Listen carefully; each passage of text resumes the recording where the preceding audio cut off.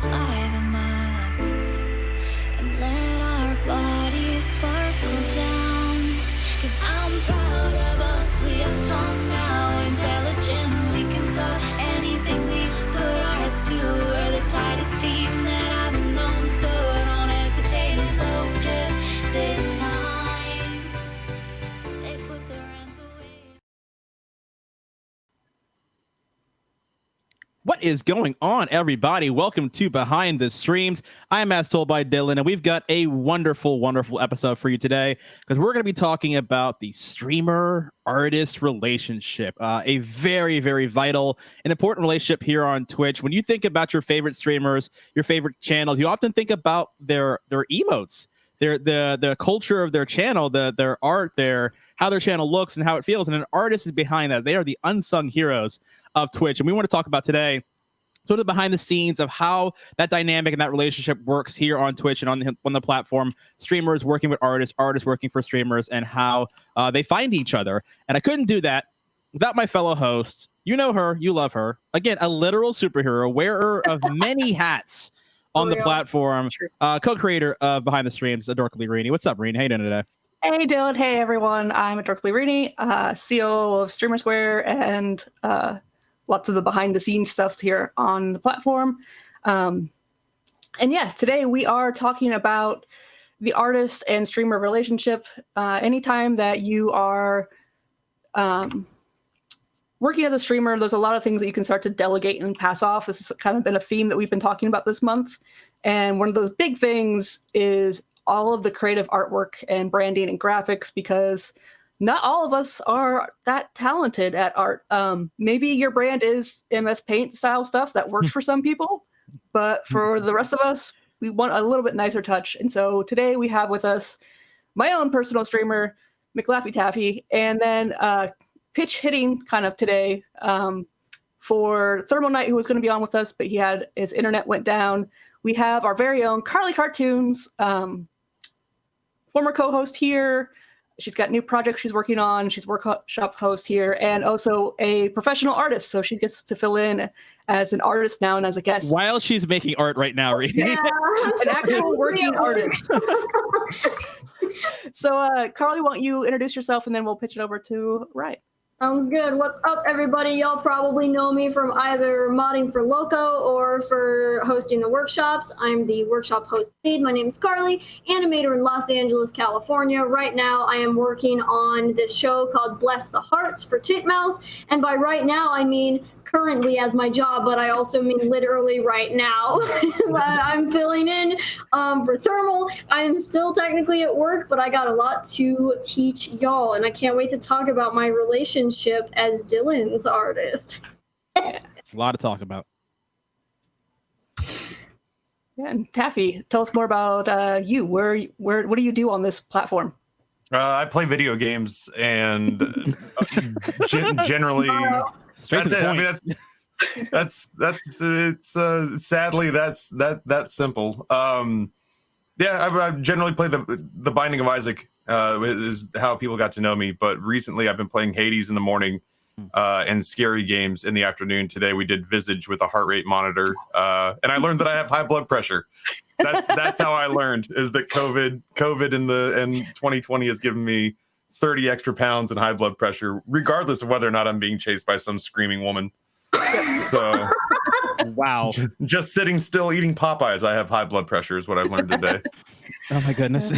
So one of the reasons why we wanted to have Taffy on, not only is he the streamer that I mainly mod for, but just recently during this whole summer of a lot of stuff going down, Taffy went through a process of getting rid of all of his emotes and replacing them. So you've told the story a lot. Why don't you go ahead and explain to people who haven't been around your community that to know a little bit about what happened there? I had quite the cycle. Originally, when I first pieced together emotes, it was done for me by a friend who was a professional graphic designer, but it was just kind of done what he could do when he could do it. And then from there, I kind of hopscotched and piecemealed a bunch of stuff together with a whole bunch of different talented artists, but it made the design of all the emotes and the design of the channel look kind of schizophrenic. Like it was so many different artist voices simultaneously. So I saw people like Baru and was just like, oh, well, nobody ever looks at Baru's emotes and thinks they're anyone besides Baru's emotes. So that's something that I felt like I could clean up. So I went and got an artist, and he overcharged me, which made me feel like I was getting something valuable. The stuff that he did in his defense was good. I was happy with what I had. I paid him a king's ransom in cash to redo all of my emotes and my sub badges. And then during this big sort of Twitch Me Too movement, he was outed as a potential and alleged groomer of minor, at least one, at least a minor. And it all came to light the night before I was supposed to release new work from him on my channel for like tier 2 and tier 3 subs. And so as I was sitting here wrestling with what was the right and wrong thing to do with that, he erased all of his online presences. His Twitter account went away. His Twitch channel was renamed. His Instagram was gone. His website went down. So I had to scrap it all, like just to sleep peacefully at night. I scrapped it all overnight, and we went back to the default stars that they give you as sub badges. We had no emotes. And I had to start the laborious process of spending 4 figures a second time on graphics and emotes and sub badges, and I had to scour that dude from at least 2 channels and start from scratch and do it all over again for a channel that had, I don't know, 45, 50 emotes unlocked. Yeah, and we had to start from scratch and get them all done again. So that we just kind of caught up to being completely finished with that, to where if I wanted to do something new that I was thinking about doing back in June, I finally can start doing that now in October, because Thermal and I got back to a place of normalcy like this week. So yeah, it was a really big thing, and it was not something that you took lightly. As someone as a member of the community, like I really appreciate that you were very transparent about all of that, and the community supported it. It was a hard choice to make, because sometimes people are still going like, can you separate the art from the artist? Well, in this case, it was still kind of questionable and whatnot. And so, yeah. Well, like nobody was pro him or pro what he did. It was really just like everybody. I have emotes that are hidden behind bit walls, and so I had people who had spent hundreds of dollars to get specific emotes, and like one guy had gotten it the day before, and I had to turn back around the next day and go, sorry, they're all gone. He was like, I just shelled out $250 this week to get this emote, and I was like, it'll come back, but I got to get rid of it for right now. And nobody threw too big a fit for that, but it was definitely understandable that we were really like aggressively ripping this Band-Aid off that stung. I dare say it stung me the most, but everybody in the community felt it. yeah. So It's hard to separate the art from the artist with child grooming specifically. yeah. Mm-hmm. I commend you for that though. As soon as I found out, I saw you announce it, I saw Twitter, and I was like, wow, he's really like redoing all of his emotes. Like that's very, very I would have felt incredibly sleazy if I had taken an extra $1 off of work that dude pulled together for me. Sure. So Yeah. Anyway. It's hard too, because like this, like I want to say, like you compare yourself to, or you said you look up to Baru for emotes and stuff, which I've got to say that as far as emotes that I go to, the emotes style that you had and the branding creation that DBH did for you and whatnot, like it all felt really cohesive. And so that's a big thing to consider about. Like, and that's one of the reasons why having just one artist typically for your stream and for your branding really is a like key point, because as you said, it looks kind of schizophrenic when it's too many different styles competing, which sometimes maybe you want one set of emotes to feel one way, but you need the other ones to feel this way. That can be different as long as they're series, but like overall, you want your brand to feel cohesive. And so that's a really big thing. And so I know part of the process of finding an emote artist, you went out and contacted friends, you tweeted about it. How many artists did you get contacting you? So initially you can go through friends and normally you go through friends, and the last time that I really needed an artist, it was friends recommended people they'd worked with, or friends recommended people who created work that they had seen in other friends' channels and they liked. And I maybe had like a half dozen that I really had to sort through. I guess if I'd wanted to go and compile a bigger list, I probably could have, and it would have just been that same sort of arduous process of turning over stones, taking notes, going, looking at their work, then compiling a list for myself, going, oh, these guys look like they translate. These artists their work's great, but it's just not the right tone. And, and then having like a maybe category. But because this was such a weirdly high profile event, and because we took the high road, I probably had 120 artists that were either recommended to me or that recommended themselves or said we'd be happy to work with you to help rectify that situation. I actually was pretty overwhelmed. It took me almost a half month to even start to reach out to artists, or at least start to compile a list that I brought to the channel and said, hey guys, I'm completely overrun with options and talent, and need your ability to see the forest for the trees. I'm too deep in this. Like, and Rini helped me pull this together. Here's a dozen artists that I'm smitten with. Please help me figure out, which ones you think would work best. And from there, we whittled it down to 2. And I actually paid both of them to do the same 3 emotes. One was Thermal, and I thought Thermal was the inside horse. Like I felt like he had the clearest line to it. But you don't often get a chance to like strip all of your visual branding and then just redo it essentially overnight. And so I grabbed another artist whose stuff was not what I was used to. And I just wanted to see what it looked like if we went a completely different direction with it. And she nailed exactly what I asked her to do, but it still, it didn't surprise me enough that I was willing to throw down, 4 figures to just flip everything. It told me what I needed to know, and so we ended up going with Thermal, and he's been a dream to work with since. So I want to go back for a second. So you said you had like over 100, 120 artists. How did you even begin to whittle that list down? Like, what were you looking at? Did it come down to cost, style? Like, what were the the criteria in your head that allowed you to even start to make that a manageable list to work through? I opened, on the off chance that anybody is here that knows they were tagged in that email, I opened every link or every Twitter handle that was tagged, and at the very least looked at everyone's portfolio, because I felt so I felt very humble that so many people showed up to try to help me out in what was a very rough time. Like, all things being equal, the person that put this artist in his compromising public situation had the roughest time of it. But it was a weird time for me in the channel. And so a lot of people showed up wanting to help us for doing the right thing. So I opened every single one of them. And then the first thing right out of the gate was I had to see the art.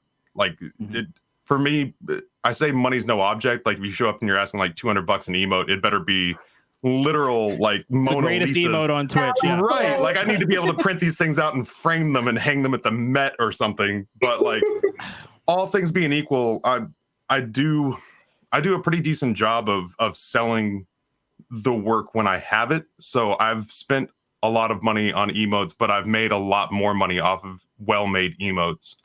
So it doesn't matter to me if you charge me a bunch. If it feels like I'm getting a good return on my investment, I'll pay you whatever. So for me, it really was art first.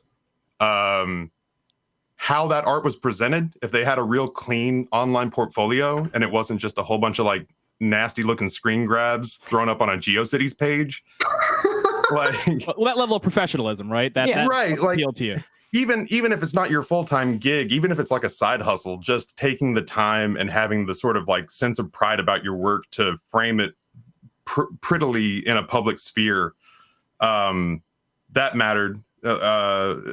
Just because there's a part of me that worries that if I see a real slapdash attempt to bring your art together in a portfolio to show to streamers, that I'm going to get that level of coordination when it comes to, all right, cool, here's concept and then line work and then color and then final approval and then payment. More often than not, if people took the time to really pull together something nice to showcase their work, that means that probably down the road you're going to have a better experience in the pipeline of actually doing business. So, and then from there it was just talking to people and seeing how the work turned out, and in a couple of conversations just sort of feeling if we vibed, because there's that sort of creative back and forth. If you're living the dream and really having a good exchange with your artist, and the artist comes up with ideas that weren't your ideas, and you come up with ideas that the artist isn't seeing as clearly as what's in your head, and if that exchange is good, then that kind of becomes like step number 3 is just kind of like, oh well, do we vibe? And if we vibe, like Thermal and I vibe, like I've got emotes that were not my ideas that are his ideas that I was like, damn, that looks really good, and I had no preconceived notion of whatever the creative element was that he added to it. So yeah, that is so absolutely critical what you just said too, because one of the things that people need to think about when we're talking about the relationship to the streamer and artist is that it does become a relationship, right? Yes. Like you said, brand consistency is really important. So when you go to hire an artist to make your emotes, understand that if your stream starts to grow, or this is something that you invest time into, you're going to need at some point more art from that person, right? Because you're gonna probably get more emotes. You're probably gonna need merchandise, all that kind of thing. So like that vibe, like you said, is so important that you need to determine, it's not just about how good their art is or how professional it is, but is this someone that I can work with? yeah, Like, is this a person that I can talk to? Are they communicative where I can talk to them and I can send them an email, hey, I need this, that, and the other, and they're like, cool, let's get it done. That's so important. Yeah, like from the artist side too, it's so important to act professional. Like, I mean, I do emotes, but I'm also in the industry, and a lot of hiring happens through Twitter or through general social media. And if you're going to reply to a streamer undermining yourself and saying, oh, well, I don't really have a lot of experience, but I guess I could try it out, and you don't have like a portfolio, you're undercharging compared to the other artists, you don't know how to price your work, it's not going to be a good professional work relationship, because the streamer is hiring you because you know what you need to do. And if you don't know what you need to do, ask someone who does. It's important to like maintain an air of professionalism with your streamer, so that way you can keep getting more work, so they don't fire you and have to go to someone else.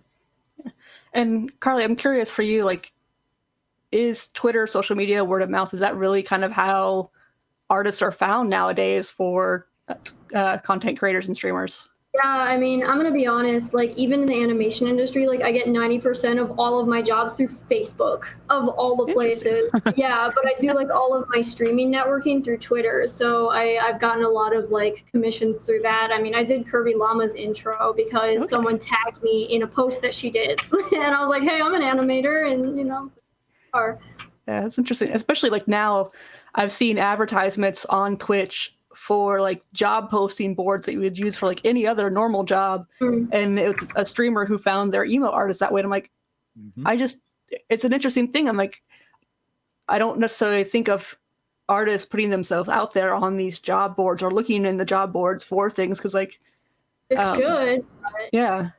not.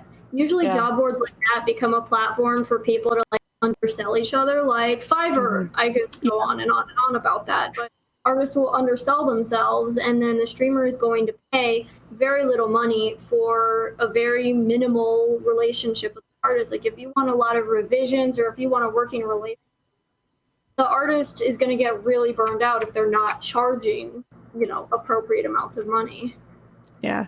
And it seems weird to say, like, looking for a professional artist, the sites that you kind of want to check are things like Tumblr and DeviantArt, and then you searching hashtags on Twitter for an Instagram for like Twitch emotes, like, because artists actually do use them, and it's the best way to kind of find them is just that hashtag. And if you are an artist that is doing things and you haven't hashtagged things yet, get over any sort of feelings you have about hashtags and just use that one at least once on somewhere on your work. Doing a portfolio pitch, then definitely use a hashtag, but otherwise don't use them, because Twitter algorithm doesn't. But like portfolio day happens what feels like 3 times a year. Drawing while black, LGBTQ artists, like there's small artist hashtags, which it's like, oh, if you have below a certain number of followers and you're open for work, use the hashtag, and people will scroll through the hashtag and find people to hire. Yeah. And I know like sometimes too, like there are more and more, like Discord's becoming more and more a community place, and I'm hoping to see things like artist communities on Discord where they can actually have it like, here's just a picture sample of my work, and people can kind of scroll through, find people, or even just see who's in there and kind of pitch like, hey, I'm looking for this. Can someone like tell me their rates and show me your portfolios? Yeah, that'd be awesome. Yeah. And so we had a good question in chat. Once you actually find someone who you like, the art works for what you want, the personalities seem to match, what kind of contracts are normal for this? Is it work for hire, royalty base? If you do merch, like is any of this stuff worked into contracts? I used to. You used to put in there? I used to. I mean, like my start in acquiring graphic design work was with the record label that I'm co-owner of. And in that situation, it was easy to divorce myself personally from the business of it. And so I had no problem basically going on Behance and finding professional graphic designers that were, I was looking for album covers. And so people who were generally doing work for like magazine illustrations and stuff like that, going to them with a work for hire and assuring that we owned the rights to the graphic design when it was done was easy for me to do. And I carried that over into my early streaming career, which is funny because it was worth a lot less than my streaming career. And so it didn't matter on a grand scale as much, but I still got people to sign over one-pagers. And the last two major artists that I've worked with, I think, has all just kind of been spit in our hands, shake each other's hands. Wow. That's really been it. Is like the paperwork has faded away as the relationships have grown more intense. Like it's really become more of a gentleman's agreement. But like technically speaking, Thermal's in chat. There he is. Thermal's here, yeah. Yeah, I was gonna say Thermal and I are signed nothing. So technically, he owns everything that I have, and I just trust him not to ever legally hang me with it. I mean, can artists sue you for DMCA things? Is that a threat for emotes and stream branding? That happened recently, didn't it? Baru got hit with one. Baru got hit by an artist who was displeased that he was still using her work, and so she threatened him with she got him temp banned for like 2 days with a DMCA strike. Wow. Yeah. Wild to hear. But yeah, that's like why it's so important to have contracts. Like if I'm working with someone I don't know, I always make a contract. I'm actually like having a more out for my freelance work, but like I've known Dylan forever, so like we don't have a contract. It's like, hey, can you make this for me? I'll send it to you on PayPal. And I'm like, yeah, let me just send you an invoice. And like, that's that, right? Yep. But usually if you're working with someone that you don't actively have a relationship with, or if you do, I still think you should collect contracts from your friends. I don't know if Dylan, I don't know if I wrote out like an agreement in the first PayPal invoice that I sent you. You did. Yes, you did. So at least like establishing that as a professional relationship rather than a friendship is super important. And then also, I mean, honestly, friends are flaky as hell. Well, yeah, it's important because like if money is being exchanged at all, like it's important to have paperwork. Like that goes without saying.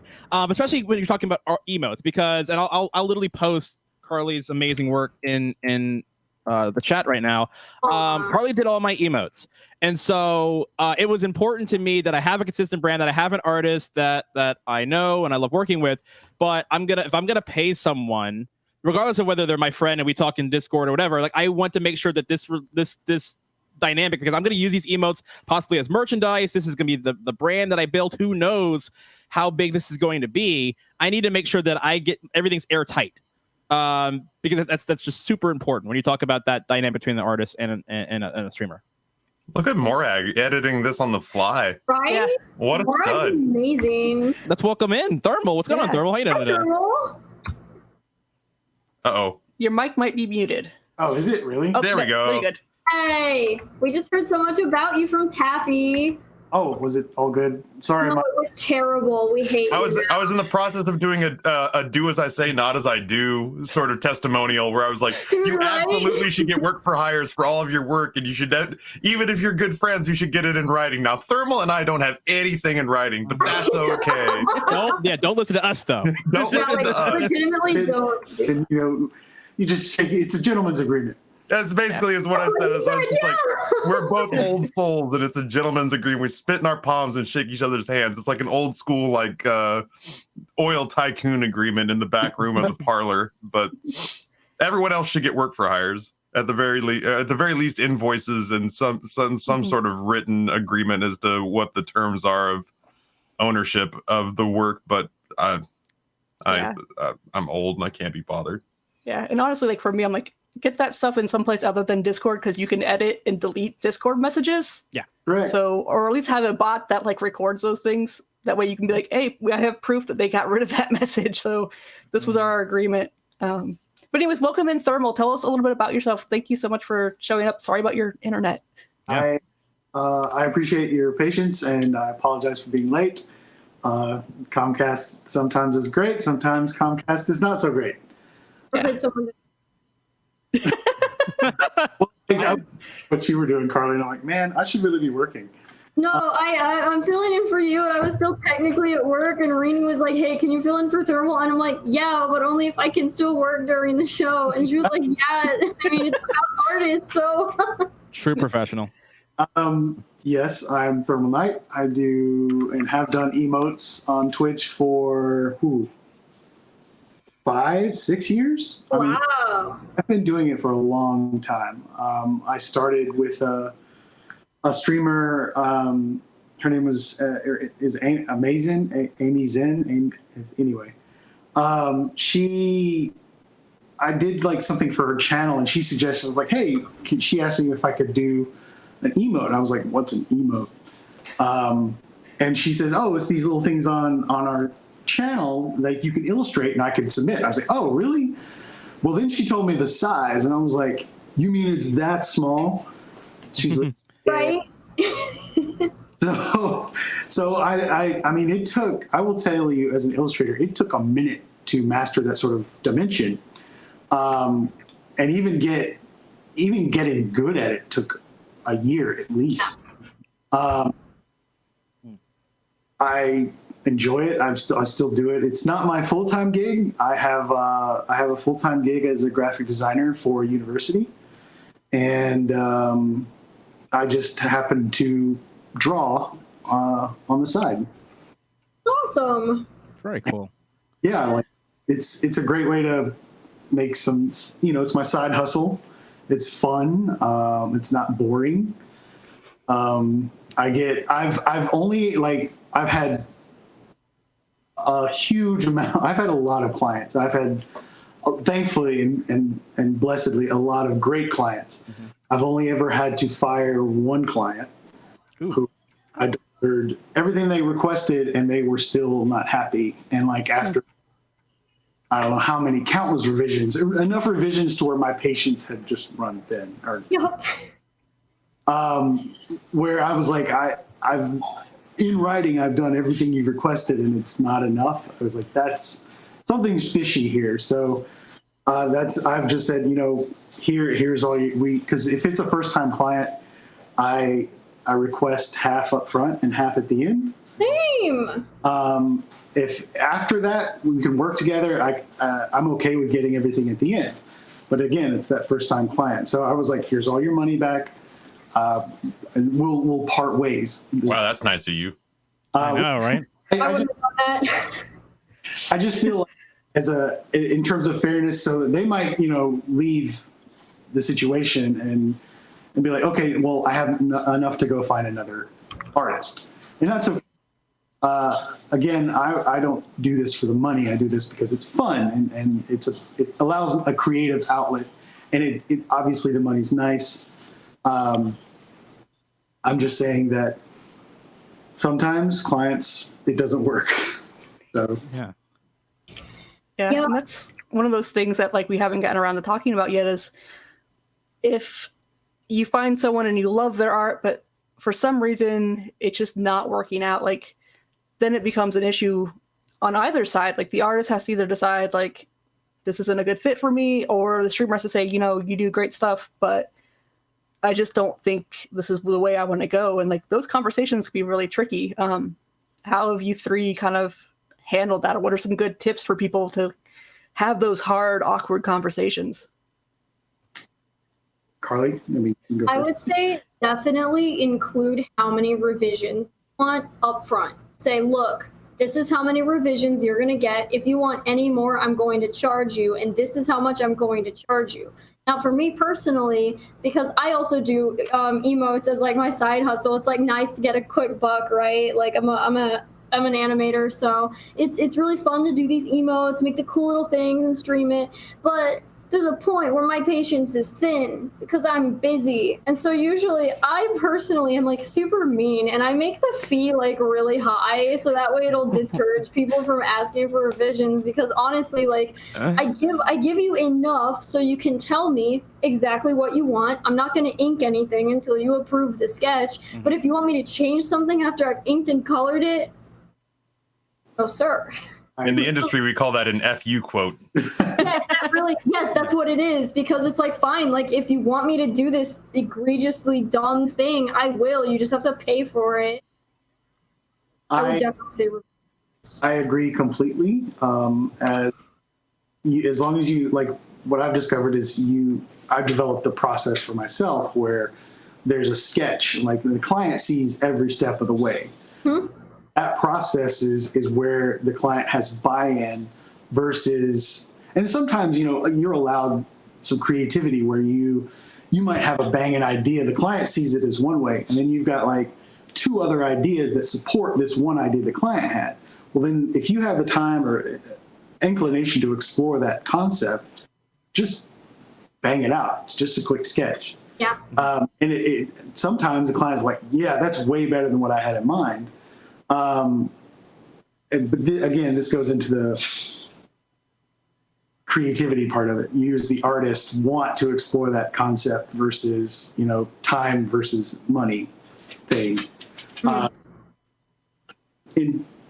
least that's been my experience. Again, trusting the process and having hope that the client will, you know, especially if they have the choices to decide from, they will 9 times out of 10 pick one versus, you know, editing the hell out of it. Because I've had design revisions out the yang from clients from freelance jobs that they just kept coming back, edit after edit after edit. And most of the time it's like, it's silly text edits, especially in a graphic design project. But Yeah.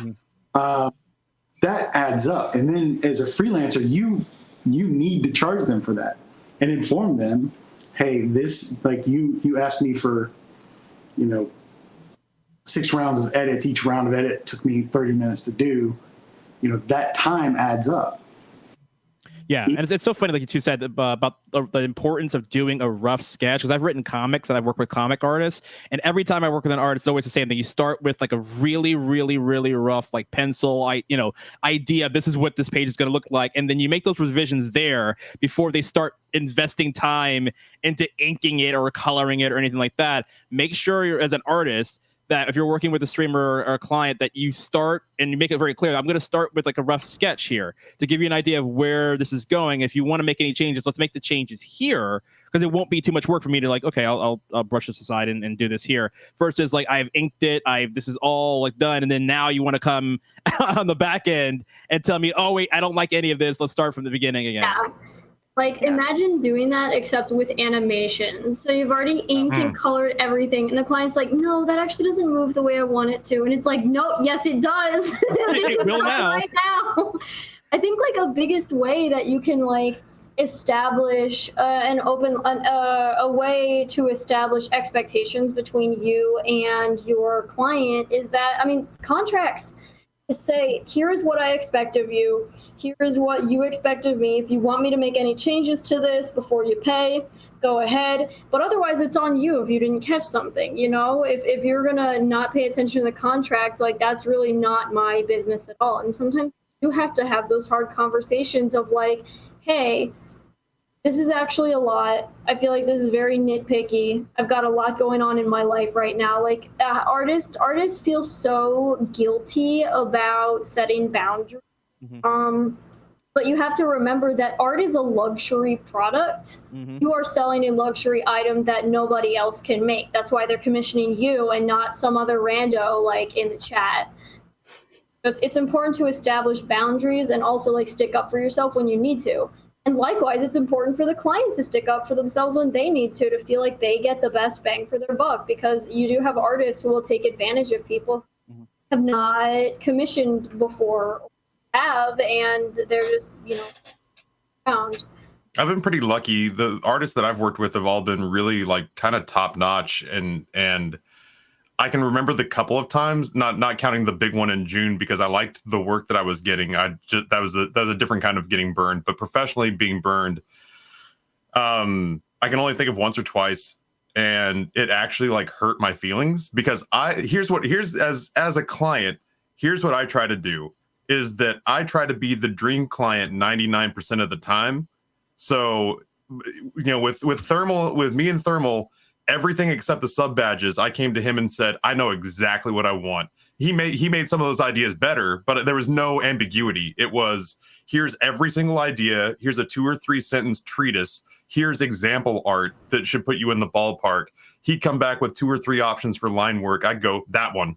It's exactly that one. And I think in color, the only thing we ever had to do was, that's perfect. Can you blush the cheeks a little? And that was it. And that was for like 45 emotes. I pay on time, if not early. And in this case, even paid more than we agreed on because he came in and helped me in a tight spot with top-notch work. I do all that so that the one time in 1,000 across 24 artists in the last like 6 years that I get burned, I can sleep well being a thorn in the ass by advocating for myself and going, you know what? I'm a dream to work with 99 times out of 100. What you've handed me is not right. And in one instance, it turned out well, but I had to take it to a second artist to get it fixed as a personal favor, where I commissioned a shirt, a play bag, get rewarded shirt that I wanted as a propaganda poster.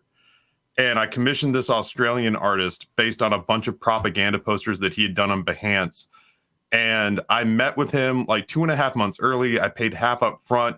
I gave him like 6 or 7 sort of like Fallout, BioShock style propaganda posters that I was like, I want it to be like this. And I want it to be a soldier with a bullet riddled chest that's covered in like medals that he's pointed at, but he's clearly a terrible soldier. And I want it to say, play bad, get rewarded. And based on all the other work that he did, I paid a bunch of money for it too. And he did a bunch of sketch work and it all looked really good. And then he gave it to me and it looked like clip art when he had colored it in. And I was just like, ooh, I feel terrible. I asked him for like a 1 round of revisions on the color work and it came back and it still didn't look good. And I was like, man, this doesn't even look as good as the sketch. I'd rather just have the sketch. And so I ended up paying him and I paid him and it was like, I purchased my release from him and took the art that I owned and went to a different guy and was like, Evan, I'm begging you as a friend. I'll pay you. I'll pay you too. Please make this look good. And Evan threw in some gradients and some shading and scuffed it up in all the right places. But yeah, that's like, I sleep okay at night, like channeling my inner Karen that one time out of 100 because I try to be like a gold star A+ client the rest of the time so that I can keep people like Thermal around me because I like having good luxury items associated with my channel. Yeah, and that's a big thing to try to work out is like knowing your language styles and communication styles between you and the artist or the streamer and the artist, and like knowing how, like, if we say, I just need this to look kind of cringy, like what does cringe mean between both of you? You could have 2 different ideas of what cringe means. And so sometimes you have to take those first few times just to like be like, I'm going to pay a little extra just so we can make sure our communication lines up and you know exactly what I mean when I say this. And just being more patient in the beginning, because that's a hard thing to do. Like, and I think another big thing that I want to point out is ask your artist or the person that you want to be your artist, like ask them what their workflow is like. I know for myself, like I make my own emotes for myself because I'm not looking to have anything big and productive. I'm not an illustrator. I can't sketch. So all of mine are done in these really, really weird piecemeal ways on Photoshop where I'm using the pen tool and I'm creating shapes and layering shapes. And so it's like essentially like cutting out shapes and layering them and such. And I love doing that. Yeah. My little red panda. These are the ones I've made. And so I don't have a thing where I'm lining and coloring. So you need to know that from your artist. Like if they don't do that, like you need to know when you can get a sample of something to say, I need to see what it's like at this progress. That way I can make these changes and edits because maybe it's not working. I will say one thing before we answer that amazing question in chat. I will say that as an artist, if you have a client come to you and they want something, but they don't really know what they want, and they'll say those magic words that are just an immediately red flag. If somebody tells you, I'll know it when I see it, don't do it. Like you need to have a client who actually knows what they want. You need to have a client who knows what your style is. I've had people commission me to do a different style, and it's like, I try to imitate this other artist's style, right? But if you really want that other artist, you gotta commission them. So just make sure you do your research and you know what their work looks like, and tell them what. You got a pet cornucopia going on right now. Yeah. And I want to piggyback off of that, Karli, for you and Thermal. How much information do you want from the streamer, from the client, before you start with the assignment, Thermal? For me, okay, I get it. You give me a second. That's some love. For me, it is like Taffy had perfect, like his mascot was so conducive to my style that I love working with. That I was like, I really wanted this job with Taffy. And just because there were so many fun things I saw that you could do with him. And Taffy already had everything. He knew exactly what he wanted from it. So I was like, it's such a fun thing to do. Having the client though that says, I'm not sure what I want, but I know when I see it. That's usually when you need to ask some harder questions as the artist. You need to ask them, well, are you looking for like a mascot of yourself? Are you looking for a mascot that doesn't show you, or something like, you're a fan of lions, so you want to promote that as your brand. Like this, you have to get it. I think it involves educating the client so that they know they're in the right mindset. I've had clients come to me with emote requests, and I was like, well, it sounds like you're looking for a brand more so than just an emote. And they have to get in that mindset then that, hey, I think you're right, that let me put some more thought into this. And then they'll come back with, I think it would be great to show my name is Eagle 2170. I have this great thing for eagles, and it doesn't have to be a bald eagle, patriotic. Can we explore some concepts with eagles and emotes? I was like, yeah, that's great. Like you can have wings, you can have claws, you can have, this great head. It could be expressive. Like that's where, you get them in the mindset of thinking about that brand. And that channel and what they want to get and put out there, project. So at least that's been my experience. What about you, Karli? Yeah, I mean, I generally would say the same thing. Like, if you come to me and you want something, give me as much information as possible. Like, literally just a couple of hours ago, you sent me, the worst sketch ever. But that's because you needed to, I spent communicate. Several minutes on that. Okay. You did not. You spent several seconds, right? You maybe, blinked once and it was done. It's like, people will be like, oh, sorry, I can't draw. That's why I'm, hiring you to do this. And it's like, yeah, but drawing is still a way to visually represent what you want, and so even if you can't draw it well, you can still communicate exactly what you want. So I mean, if somebody comes to me, tell me what you want, tell me what your budget is, and tell me when you want it. I've worked for a couple of streamers now where it's like, oh yeah, it'll just do it whenever, it'll be fine. Whenever means about 2 weeks, y'all. But just tell me when you need it, right? Like Dylan's like, oh, Karli, you just get to it whenever you can. I'm a busy person. Right? Just tell me when you need it. I'm gonna do some emotes for him a little bit this week. I'm gonna do some sketches, and now I have to hold myself to that because I told him when I was gonna do it.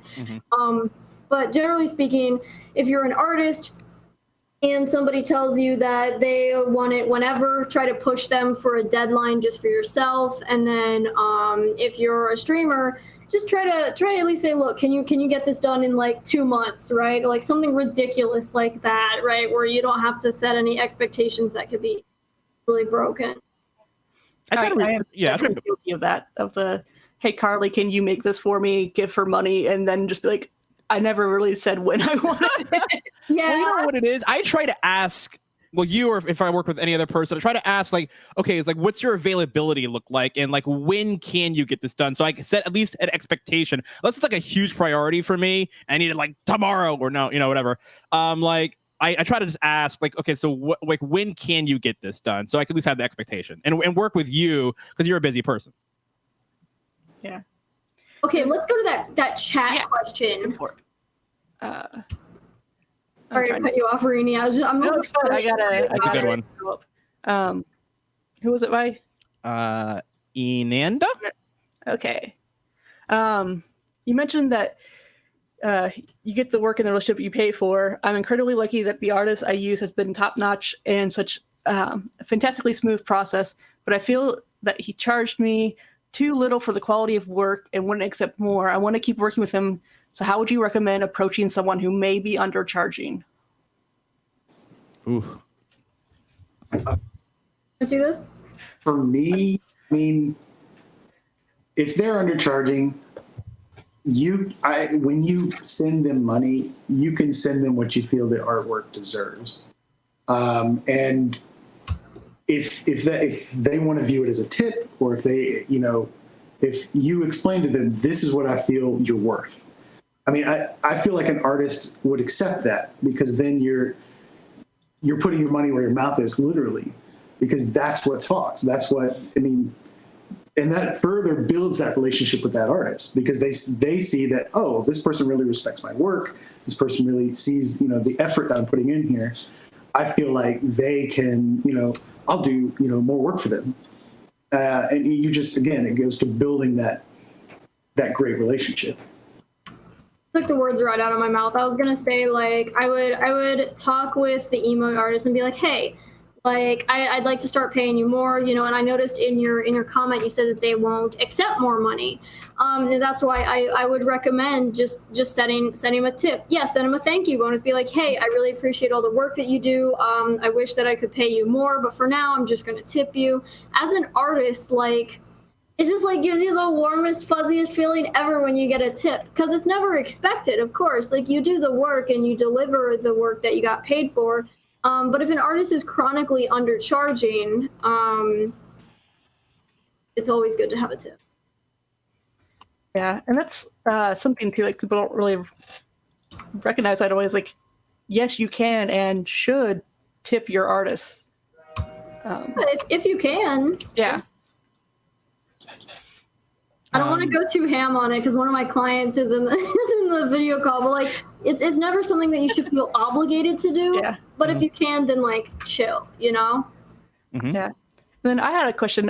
So say you have an agreement with a streamer to do emotes. You create an emote for them. Suddenly they're using that design on merchandise. Is there anything, like, do you typically like line that out beforehand, saying like, hey, you're contracting me for this work. This work should only be used in this kind of space, or oftentimes you just not care? Me, I view it as I'm performing a service. They happen to get the final product and can use it how they deem necessary. Some people and I also work, like, emotes are 112 by 112 at max. That's the max you upload. But I work at 224 by 224. With Taffies, I worked even larger. because the previous artist I worked a little larger, and used emote sheets. It was Taffy was the first one I really started to employ emote sheets, where I would have like 9 on one page. And it was great for style consistency, and I've started doing that for everybody. When it came to, I don't know, making sure everything looked right, great, yeah. Yeah. Yeah, it's hard because I think one of the things people also don't. I say that a lot, but one of the things that we're not always realizing as streamers is when you are submitting things to merch, that resolution has to be so much better. Otherwise, you're going to get crappy merch. Yep. Mm-hmm. I think it's very important to state up front. For me personally with emotes, I do it because it's fun. I don't take outside clients. I only take them. But ordinarily, I make the emote with the assumption that it could become merch. And so I actually work at 10 inches by 10 inches because I'm just used to that, and I shrink it down afterwards. I also deliver a 10 by 10 PNG with a transparent background to my client if you want to use it elsewhere. But if it's another line of work, if somebody wants an illustration for their company and then they decide that they want merch on it, then that's when I'm going to have the licensing talk with them.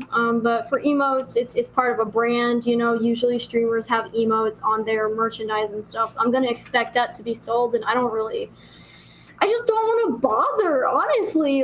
For me, I just don't want to bother with merchandise royalties, because you barely get any money as a streamer off of merchandise using the shops that you do, unless you print everything and ship it out yourself. So it's just not worth the couple of cents that I would get for that. I wanted to ask you too, Taffy, for artists who are trying to get their work out there to streamers to present themselves. We kind of hit on this earlier, but I wanted to kind of touch on this again. What is the best way for them to put their foot forward to attract someone like you to possibly to get commission work from you? Start by doing really good work. Treat emotes, treat emotes the way you would any top. If you care about getting emote work, then make great emotes. Thermal, before he and I'd ever had a single exchange, he landed towards the top of my list, at least the medal podium, before he and I'd ever contacted each other, because I loved what he did with AP drop stuff, and I love what he did with Lucid stuff. And it's such a small world that when I reached out and said, who am I looking at to use, guys, the stuff that came back was, with the exception of people who were locked down. So Ko and Dan were not going to loan me. Her name escapes me. Ko Carnage and Dan have locked up their emote artists and have just said, listen, we'll create enough content that you don't have to work for anyone else. But wow, as far as everyone else,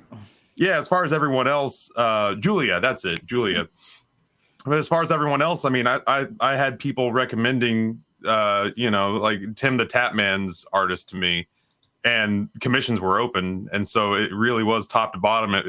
If you're willing to spend the money and they have the time, you can book just about anyone. So for me, it was, well, who has a style that I look at and go, man, if only I had that artist doing my work, because for me, that's who I was going after. And I just happened to get the person I was aiming for. So that's where it starts. And then from there, it helped me in a handful of instances where, when I was in the vetting process, where the artist, if your Twitter account is aimed at booking art and isn't a personal account, then it helped me when the pinned tweet was examples or links to the portfolio. Yeah. Because that's generally the first place that I ended up. I always got real sort of bolstered. My confidence was bolstered whenever somebody had a web page, whenever they owned their own domain. That was exciting. Less to do. Yeah. So for me, I can get past any of those if the work's good and I can see that other people have worked with you, and I'm gonna vet that. I went to Lucid, and it's like, do you have a good working relationship with ThermalKnight? And he's like, oh yeah, I can't recommend him enough. And that for me is like, that's 51% of the work right there. Is, I liked the work, and somebody else speaks well of them, then I'm more than halfway done.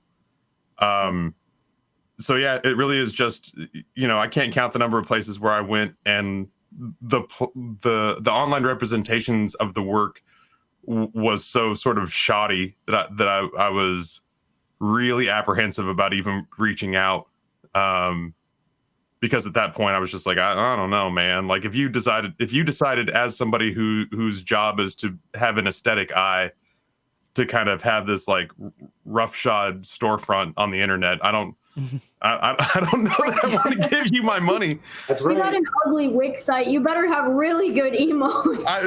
Again, these better be emotes that knock me on my ass, because if I'm going to walk through the online equivalent of like glass doors at a strip mall, then then the work that I'm taking out of there needs to be some stuff that I feel like I stole it. It's so good. So that generally for me from client side is that almost everybody that I looked at had good representations of their stuff on Twitter. Sometimes a website, but at the very least, they had links that would get me to places where I could find very nicely cataloged and organized representations of their best work. Yeah, and that's why, like, if you are an artist and you're afraid of making a website, because it is a daunting thing and it can be hard. Takes a lot. Things like DeviantArt and Behance, Dribble, Tumblr, ArtStation. Tumblr. Yeah, there's art-specific sites. There's other curation sites that can let you at least organize and catalog your material. That way people can actually find you. And you can have a domain, just buy their URL and point it to just one of those. Like maybe your domain is like dylansart.com and it goes to your Behance site. That's totally okay. It makes you look professional. People understand you're an emo artist. You're not here to make websites, so that's not your thing. You're not going to waste your time on it. But your emotes speak for themselves. And on the flip side of that, for Thermal and for Karli, if you guys, Thermal, you said you've worked with a number of artists over 5 years. Karli, you're kind of particular about who you work with. Is there a certain standard for the client that you work with, or is there anything that would make you decide not to work with someone who's trying to commission you? I honestly, I have a gut. Like you trust your gut instinct. And if it doesn't feel right from the get-go, the more you get into that relationship, it's not going to get any better. So, like, yeah, that's the best I can do. Like when it comes to, because I've had clients contact me on Twitter and then they'll be like, well, going back to that, I'll know it when I see it. I've gotten that a lot. It's on Twitter. And I'm like, no, that's not how this works. If the client just sort of, again, if it just feels off, just, I've got, you can do a lot of things as the artist. You can price them out. You could say, yeah, I'll do it for $60, $75 an emote. 9 times out of 10, they're going to be like, I'll go find somebody else. No.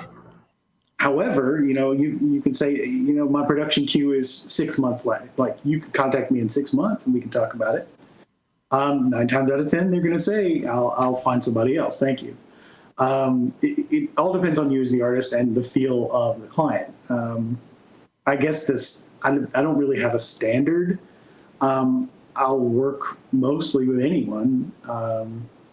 Lately, I've had to trim that mindset because my production queue is ridiculous. But this extra side gig wasn't designed to give me anxiety that I'm not hitting deadlines. It's supposed to be fun. So when it's not fun anymore is when I'm like, okay, I got to stop. Yeah. And then something I want to touch on as we're kind of getting towards the end of the show now. Taffy and Thermal, the two of you, it's your workflow. You put together a Trello board. Like, can you tell us a little bit more about that? Thermal, is this your first time using Trello for your work, or do you do this for a lot of clients? I have since gone to Trello as now managing my production queue. And it's Trello. This was my first time using Trello. We use a web-based project management system at my full-time gig, and it's nowhere near as visual or intuitive or as production streamlined as Trello was for me. And I can't tell you, like, I would get excited scrolling down the list of Taffy's emotes that he had put in there as examples, and like, man, it'd be so cool to do this one this way. And but for me, obviously I'm like producing in my head. So I was like, no, the next one on the list is this one. Cause I had asked him about priority, and he had organized them via his priority. And I was like, okay, so let's go back to where we were. But so the closer I get down to this one, this is the one I really want to work on right here. Trello really did make that, process. I'm still shocked, by the way, Taffy, at the amount of work we've done in kind of such a compact time. And it wasn't because I was really pushing myself. I feel like it was because we made a plan and approached the bulk of it with that plan. I say plan, like for me, it was like, okay, I can aim for like 4 to 5 emotes a week with Taffy alone. And then I had some other clients that I was trying to do like 1 or 2 a week. So over that time span, I realized I was hitting these targets for emote production. And I feel like that helped me in producing everything that I wanted to produce. And even when I got to the ones I really were excited to get into, it so helped that production. I might start doing that now at your recommendation, because like that sounds awesome. I can't recommend it enough. Yeah, I love Trello already. I use it for mod related stuff, or for my own. I have my own personal Trello board, and it's just like I also use like online software to manage and track like shots that I need to do, shots that are in progress, and oh man, just having like everything there, having the files like right there. I just send Dylan the emotes like over Discord, right? Because like I don't got an email because Discord doesn't stupidly compress. But maybe I'm gonna go to Trello. I wouldn't have normally dumped this kind of work into Trello. We just had so much. Like we had reaching up near 50 emotes and something like 12 sub badges, and just with that kind of volume, when Thermal understood when he said yes to the gig that I was just like, dude, I have so flipping much work that I need done. And so to manage the volume of it, we broke it down into concepts, line work, notes on line work, approved line work, color work, submitted for final approval, approved and paid for. I love that. And each one of these moved along the way, and each one of these cards in here has anywhere from like a dozen attached files that were like concept art or previous versions of the emote, or inspirations for like, hey, the last artist didn't nail this, and here's what I'd like to see done differently since we're going to do it over anyway. And then there were a handful of places, that only like a half dozen, where we really had to go back and forth about like getting his idea and my idea into the same spot. But yeah, some of these have 4 or 5 comments on them. Some of these have 4 or 5 attached reference files. And it's crazy. I wish I could show this to people. It's pretty great. And now if I ever need work from Thermal, I'll drop stuff in here, and then he'll get a notification and just go, he could say, oh, well, I could have them done by this weekend, or that's what triggers it for him to say, well, I'm waitlisted for a little bit. Do you mind waiting? Or him saying like, ooh, shit, what are we doing this time? Like, right, let's play. And that is absolutely what I loved about it, was that you have that sort of tennis match of back and forth, especially when we were trying to get concepts together. What he had in mind, what I was like, just it really, the synergy for it's perfect, especially for the client. and especially on bigger gigs, bigger projects like that, where there was so much there. And like, yeah, there were, like, when I started, I was a little afraid. I'm not gonna lie. It was a lot. It was a lot. When I didn't calm down until I saw that, okay, this is manageable by chunks, week by week, this is what we're going to do. And I even told Taffy, I was like, we'll be done with most of this by the end of September. Yeah, we sat down and mapped it out and put a timeline on it. And so that kept me from ever feeling like, I never felt like I was backburnered. But if he had hit a hitch where he had to go and do his real job work, and this had to be shelved for a minute, the fact that we had sat and road mapped it all out meant that, I would look at it and go, oh, well, we're about 60% of the way through the time that we estimated, and we're about 60% of the way through the emotes. So even on the occasional week where nothing would come from Thermal's camp, the next week he'd come back and twice as many emotes would be moved over, and we'd know that the timeline was kept. So we never had a single conversation about, hey, are we going to get it all done in time? Because we had mapped it out so efficiently in the beginning that there was this visual representation of like, oh no, I can see where we are. Like I have every confidence that we're going to hit this based on what we had estimated, and then we did. Yeah, I like the accountability that's there with the Trello, and like just the visual. You can actually see the progress of things. Like I posted a clip of it now. Like you can see everything's pretty much moved over to paid except for one emote that didn't make the cut due to some Twitch changes and regulations. You can't rule on an emote. Yeah, and so it's just kind of really cool to see that, and it's something that maybe more artists can start taking like this kind of like collaborative work with the streamer on organization and time flow, and it's one of those things that like it doesn't have to be this weird like, okay, where's that email change, where's the DM, like where did we last talk about this? Like it's all nice and collected, which I think is super cool. That's so nice. Absolutely. Yeah. So we are wrapping up right now. I want to thank everyone for being on today. This has been such a really cool conversation, like hearing from both sides of it. Absolutely. Especially when we have essentially two artists and streamer pairs right now on the show, which is really cool. So we'll just do some shout outs real quick. We'll kind of, I would say in reverse order, but I don't remember how anything went. Look at the screen. Let's just look at the screen. Where can we start? Let's start with Thermal. Thermal. Yeah. Tell us more about you. And if you have a website, we'll throw it out too if you want people to see that. On my Twitter is where most is my public face. I am one of those, artists that I actually know how to build websites, but being so busy with other work, I don't have time to build a website.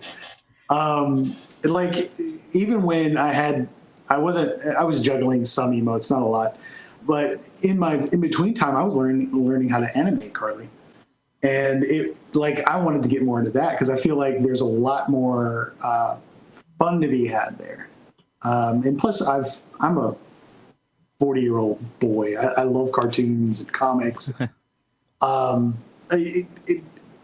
That part of my life never left me, and exploring those ideas with movement and like Taffy's mascot, I feel lends itself to some great animation opportunities because of its elasticity, and like those are things I want to explore, and I've enjoyed my I guess my relationship that we've built, Taffy. I came in to your world at a very shaky time for you. It was very with what had happened, and I was like, that's very brave of him. I want to help any way I can, and it was a great experience. I really, in terms of my own personal progress as an artist, yes, I'll get my website up there, whether it's a Wix site or whatever. But mostly you can contact me through Twitter. You can see my pinned tweet, which is an old showing of emotes. See, I don't even have time to do that. So yeah, the what is it? The shoemaker's family doesn't have any shoes. That's Yeah. So Karli, tell us, like, where can we find you next? Where are you? That's a hard act to follow, Thermal. I just want to say, if you have any animation questions, hit me up. I do that, and I love helping people with animation. And I just followed your Twitter because it's really cool. You guys can mostly find me on Twitter as well. It's just at KarliCartoons. I'm KarliCartoons literally everywhere on almost all social media. So I mainly use Twitter. That's where I tweet normally about industry tips. I'll tweet about streaming. Sometimes I'll tweet like what I'm drawing right now. Animator Los Angeles, Titmouse right now. I also stream sometimes. I think I'm going to come back in November-ish. October has been a little hectic for me so far, but yeah, I just kind of do a little bit of this, a little bit of that. I also mod for Loco, so if you ever want to come and troll me, or at least try to troll me, then good luck with that. You can try. Yeah. Good luck with that, man. Yeah. Yeah, and our resident Tumbleboy Taffy, what are you doing? What's up next? I'm streaming more often than not. I'm trying nowadays. I try to give myself at least part of Saturday off, if not trying to take entire weekends, because I've been at this for a minute. I've been in content creation since 2010, and I've been streaming for 7 years now. You have a family you sometimes want to see. I have a family that I want to see on occasion, and I streamed almost every day that I could in 2019 just to see what it would do to my body. And I went, okay, well, 2019 was too intense. I'm going to scale it back in 2020 and travel more, was the thought that I had. Oh, no. I worked really hard to get upgraded status with Delta. I had booked several trips to cons, starting with TwitchCon EU as a 40th birthday present to myself. And instead, I've locked myself in my office again for a consecutive year. So more often than not, you'll get me 6 days a week, Monday through Saturday, over at twitch.tv/McLaffyTaffy. Normally an Isaac player, but we've settled into, for the month of October, Hades in the morning. And then in the afternoon, Eastern time, we're playing scary games, which is one of my favorite times of the year. It's like Dan's Gaming doing horror month back in the day. It was part of what drew me over to Twitch, was just how much I enjoyed watching that content. So it's fun to get to replicate it, albeit on a smaller scale. So that's me. Dylan? Oh, yes. You can find me over at twitch.tv/as told by Dylan. I stream Monday to Friday, 8 a.m. to 10:30 a.m. Eastern. Playing a lot of Star Wars related content right now. Star Wars Battlefront 2, Star Wars Old Republic, Squadrons, all of that jazz. As it relates to the streamer artist relationship, I just wanted to say thank you to KarliCartoons, who has been an awesome asset to me being able to not only grow my channel, but actually build a brand. Plug yourself. I know. I want to stay on topic. Yes, I plugged myself already. But I wanted, because I she's been super helpful. If you're a streamer and you're looking for an artist, it's super important to network. Be on Twitter, be on Twitch, be a part of communities where you can find really cool people that can help you build a brand and identity. Like I said, I've become like a full-time, basically Star Wars streamer, and I have the emotes to prove it. So thank you to Karli and Arini. Where can people find you? I'm Adorkably Rini, and I am Adorkably Rini everywhere now on all the platforms. So you can find me Twitch, Twitter. If you go to my Twitch page, you'll find just old VODs that are probably like a year old. So if I stream, it's here. You can also find me at McLaffyTaffy's channel on mornings, modding there. Later in the afternoon after lunch, I go over to Frank the Pegasus, and I'm there for part of the week. But yeah. Thank you, everyone, for coming on the show and for talking with us. Thank you all for the audience for being here. Tune in next week. We have a special episode where we are planning to talk about demystifying microphones. With a special guest of my father, who is a professional audio engineer. Dad. Adorkably dad. Yeah, a little in the family bit. And so we'll have that hopefully for next week, as long as we can get the schedule sorted out. But tune in tomorrow. We've got Your Brand, Your Business moving to Wednesdays at 4 p.m. Eastern, then Hot Fix, then a really cool sponsored workshop with Wes. You will normally see him here on Behind the Streams with us, but he's got the workshop this week. So go tune into that. Thank you all so much for everything. Have a great Tuesday, the greatest day of the week. Absolutely. Be good, everybody. Bye, everyone. Bye. Keep waving. Doing it.